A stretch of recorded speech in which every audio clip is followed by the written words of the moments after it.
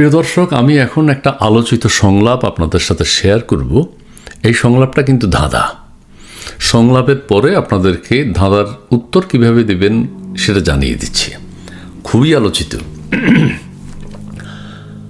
আমাদের কাছে দরখাস্ত এসছে, আমাদের কাছে এতজন পাঠান, আমাদের কাছে এতজন পাঠান, আমাদের কাছে যত পারেন পাঠান।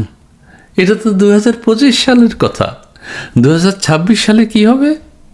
2027 সালে কি হবে? হাত জোড় করে করে আসবে।